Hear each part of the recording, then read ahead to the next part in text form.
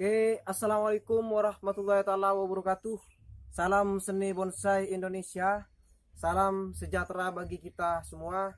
Selamat berkarya buat teman-teman penggemar bonsai di Indonesia. Semoga sehat selalu dan tambah sukses. Oke, jadi saya teringat dengan penyampaiannya Jack Ma bahwa salah satu ciri-ciri orang yang pengen sukses adalah ulet, ya. Jadi ulet, jadi orang bukan ulat ya, tapi ulet ini ya. Nah, salah satunya itu. Kemudian eh, memiliki etos kerja yang baik, jam terbang yang baik gitu ya. Itu salah satu ciri-ciri orang yang sukses gitu ya.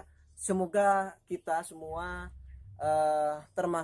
termasuk ya, dan memiliki ciri-ciri orang yang seperti itu. Mungkin teman-teman lagi ngecek ya, lagi ngecek diri sendiri, apakah saya sendiri sudah memiliki ciri-ciri ulet dan memiliki etos kerja yang baik atau tidak, jam terbang yang baik. Nah, kalau belum memiliki itu, yuk mulai dari sekarang kita bangun dari tempat tidur kita, ya. Kita bangun, lakukan sesuatu yang berarti dan bermanfaat bagi banyak orang.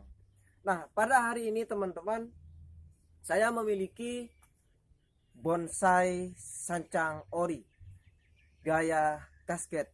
Nah, pada hari ini saya ingin coba untuk memberikan pencerahan apa bedanya semi kasket dan apa itu kasket. Ya, jadi kita mengenal gaya-gayaan ya tentang kasket dan semi kasket. Kasket itu adalah suatu gaya terjun bebas yang melebihi pot. Yang melebihi pot maksudnya apa? Batang itu terjun ke bawah, dari atas pot terjun ke bawah, melintasi pot, melintasi bagian bawah pot. Ya, seperti ini kan melintasi dari bagian bawah pot menjadi terjun ke bawah, lepas. Ini namanya kasket. Tapi kalau semi kasket itu suatu gaya ya yang dibuat oleh pemiliknya, atau yang membuat itu seorang trainer, seorang master.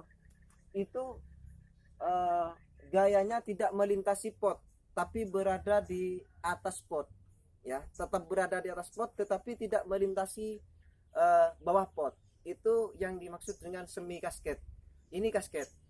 Tetapi tantangannya bagi para penggemar bonsai di Indonesia dalam membentuk dan mendesain bonsai itu sendiri, tantangannya bagaimana kita bisa menciptakan suatu karya seni bonsai yang memiliki cerita atau mewakili suatu peristiwa yang terjadi di alam. Contoh, kalau kita melihat suatu gaya kasket, itu kenapa sih, pertanyaannya, kenapa sih kok pohon itu bisa terjun ke bawah, padahal pada umumnya bonsai itu tumbuhnya ke atas, ya. Kalau masih biji, ya masih bibit, dari biji kemudian ke bibit. Anggaplah saya ngomong tentang asam Jawa misalnya, kita ambil bijinya kemudian tumbuh, itu tumbuhnya ke atas, itu disebabkan oleh apa? Satu, karena itu mencari sinar matahari. Nah, ini alasan fisiologi dan morfologi. Pasti tumbuhnya ke atas.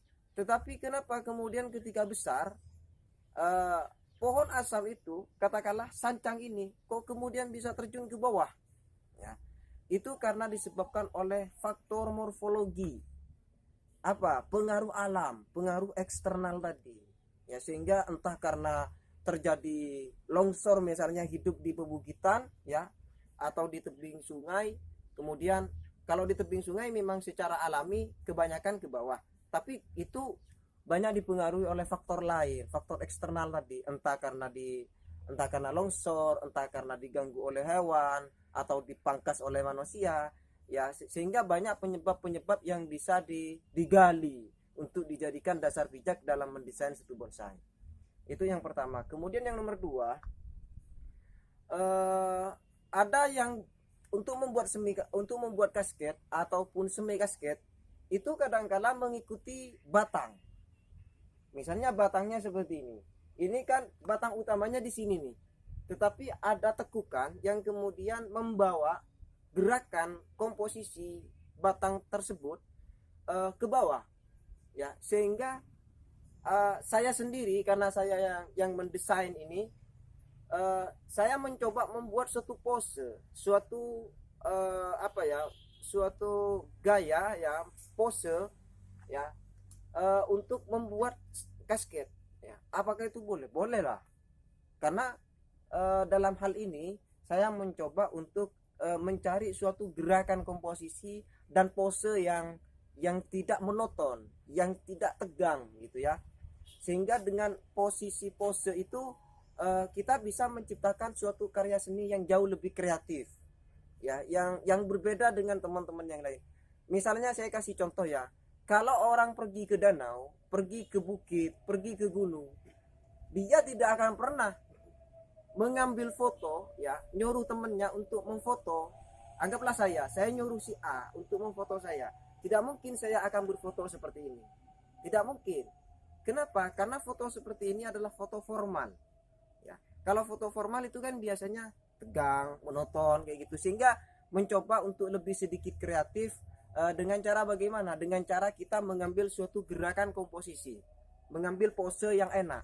Kadang-kala kan kita berpose seperti ini, berpose seperti ini, bahkan bahkan ngambil dari depan kemudian begini, begini. Itu kenapa itu? Itu mencari pose, mencari gerakan komposisi agar ketika dilihat itu enak, ada gerakan di sana gitu kan. Sama dengan mendesain suatu bonsai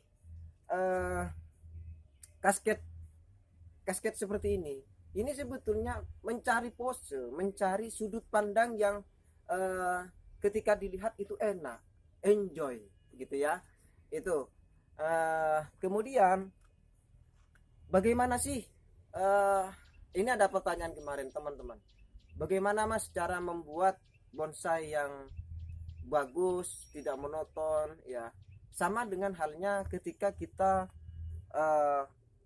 memasak ya, memasak apa ya, katakan memasak mie lah, mie instan. Kalau kita memasak mie instan tanpa bumbu ya tidak akan pernah enak. Itu enak karena ada bumbunya. Bumbunya apa? Ada merica, ada kecap, ada ada ya, pokoknya semua bahan-bahan lah, bahan-bahan untuk itu, untuk membuat itu agar enak ya kan. Sehingga punya barometer di sana. Dia membuat seperti ini mungkin pertamanya enak ya, kalau tidak banyak punya barometer. Tapi kalau untuk dibuat dua kalinya mungkin tidak enak karena tidak punya barometer. Tetapi kalau dia membuat punya barometer, untuk membuat dua kali, ketiga kali, empat kali pasti enak. Sama dengan bonsai.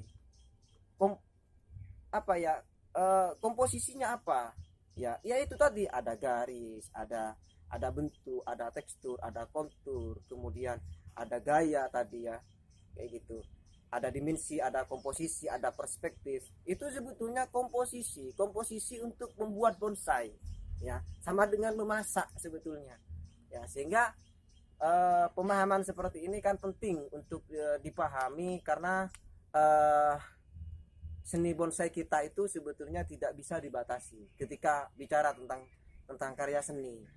Dengan tidak dibatasi adalah merupakan suatu kebebasan, maka harus ada estetika seni yang memang harus dipahami betul, sehingga bisa menciptakan suatu karya seni yang bagus, yang imajinatif ya, ekspresionis gitu ya, tidak monoton dan lain sebagainya.